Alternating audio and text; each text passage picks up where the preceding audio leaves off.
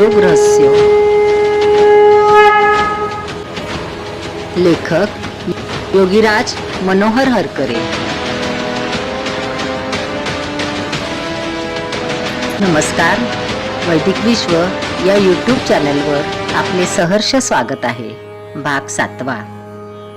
कुंतीला दुर्वासांच्या आशीर्वादामुळे झालेल्या पहिल्या मुलाचे नाव कर्ण असे ठेवणे हे व्यासांच्या उच्च बुद्धिमत्तेचे प्रतीक आहे. कर्णाचा जन्म केवळ देवतेच्या स्मरणाने व मंत्राच्या उच्चारणाने झाला. व्यास रचित कथांचा सत्याशय लक्षात येणे सोपे नाही. केवळ देवतेच्या स्मरणाने कुमारिकांना अथवा विवाहित स्त्रियांना पुत्रप्राप्ती होत असेल तर त्याच परमेश्वराने अथवा प्रकृतीत नर नारींच्या समागमाद्वारे जो संततोत्पत्तीचा क्रमविकास दाखविला गेला आहे तो तसा संभव झाला नसता. सूर्य म्हणजे ज्ञान सूर्य. प्रकाशाला ज्ञानाची उपमा दिली जाते. संस्कृतमध्ये कर्ण शब्दाचा अर्थ कान असा होतो. श्रवण हे कानाद्वारे केले जाते. श्रवण भक्ती ही नवविधा भक्तीमध्ये सर्वात प्रथम सांगितले आहे. म्हणून कुंतीच्या प्रथम पुत्राचे नाव कर्ण म्हणजे कान ठेवले आहे. परंतु ही ज्ञानप्राप्तीची पहिली पायरी आहे. त्याही अवस्थेचा त्याग करून पलीकडे जाणे आवश्यक आहे. म्हणून कुंती कर्णाला पुन्हा ज्ञानगंगेत सोडते. ज्ञान हे फक्त ऐकून प्राप्त होत नसून ते आत्मसात करण्यासाठी स्वभावात आवश्यक बदल होणे अनिवार्य आहे. त्यासाठी नित्य साधना आवश्यक आहे. श्रोत्यांपैकी सामान्य बुद्धीचे बरेच श्रोते आपण केवळ श्रवण केले म्हणजे आपणास ग्रंथातील सर्व ज्ञान प्राप्त झाले असे मानतात. परंतु अशांना उपनिषदे स्पष्ट सांगतात, नायमात्मा प्रवचनेन लभ्याः न मेधया बहुना श्रुतेन. म्हणजे आत्मज्ञान केवळ प्रवचने देऊन किंवा ऐकून अथवा केवळ बुद्धीचा तर्कविलास दाखवून मिळत नसते, तर त्याकरिता साधकाला कठोर आत्मसाधना व चिंतन करावे लागते. मगच आत्मज्ञान प्राप्त होत असते. व्यासांनी आपल्या असामान्य दिव्य बुद्धीचा कुशलतेने उपयोग करून जे महाभारत आणि भागवत लिहिले त्याचा आध्यात्मिक आशय लक्षात न घेणे म्हणजे आपल्या सामान्य बुद्धीचा आढ्यतेने उपयोग करून व्यासांवर अन्याय करण्यासारखे आहे. महर्षी व्यास व वाल्मिकींवर असाच अन्याय होत आलेला आहे आणि म्हणून कथित विद्वानांना उद्देशून व्यास आपल्या महाभारताच्या शेवटी आवर्जून सांगत आहेत, ऊर्ध्वबाहु विरोमेश्य न च कश्चित् शृणोति मे. मी हात उंच करून सांगतो आहे पण माझे कोणीच ऐकत नाही. कुंती. कुंत म्हणजे भाल्यासारखे तीक्ष्ण शस्त्र की ज्याद्वारे आपण समोरील वस्तूचे विदारण करून किंवा चिरून पलीकडील सत्य पाहू शकतो असल्या वृत्तीला व्यास कुंती असे म्हणतात. वृत्ती शब्द स्त्रीलिंगी असल्याने व्यासांनी कुंतीला एक स्त्री दाखवून तिला पांडवाचे मातृत्व दिले आहे. ज्या पंचेंद्रियाचा जन्मदाता दुनियादारीच्या वृत्तीसाठी नपुसक असतो परंतु ज्याची पत्नी म्हणजे कुशाग्र बुद्धी पलीकडील सत्य जाणण्याची क्षमता ठेवते अशी कुंती पांडवांची माता दाखविली आहे. आता या कुंतीला स्त्री धर्मानुसार संतती असणे आवश्यकच आहे. म्हणून ज्यांचा वास अथवा सहवास दुहू म्हणजे दुर्धर आहे.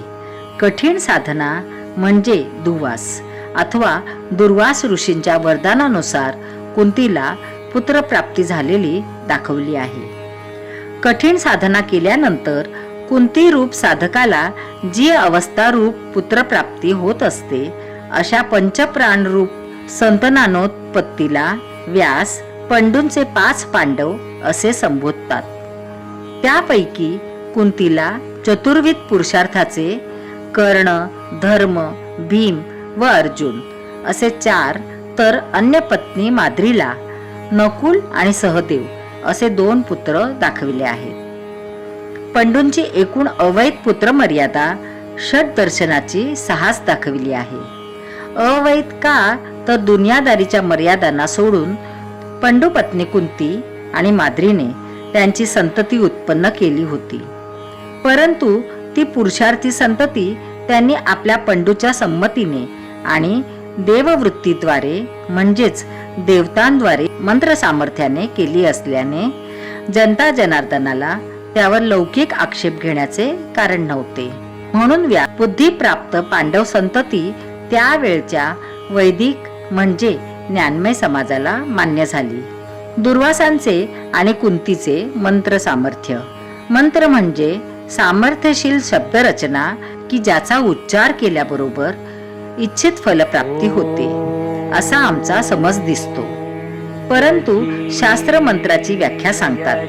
मननात त्रायते इति मंत्रः, म्हणजे मननाने अथवा सतत चिंतनाने साधकाचे वृत्तिरक्षण होते, त्याला मंत्र असे म्हणतात. म्हणून मंत्राची शक्ती केवळ शब्दात नसून त्या शब्दांचा उच्चार करणाऱ्या मननशील साधकाच्या मनसामर्थ्यात आहे. हे ओघाने चाले. असल्या सामर्थ्यशील मनाचा साधक केवळ मनाने इच्छा करेल तर त्या सामर्थ्यवान मनाद्वारे इच्छित फलप्राप्ती अवश्य मिळेल. म्हणून योग्याला कालांतराने कोणत्याच शब्दरचनायुक्त मंत्राची आवश्यकता नसते. तो केवळ आपल्या मनसामर्थ्याने फलप्राप्ती करू शकतो.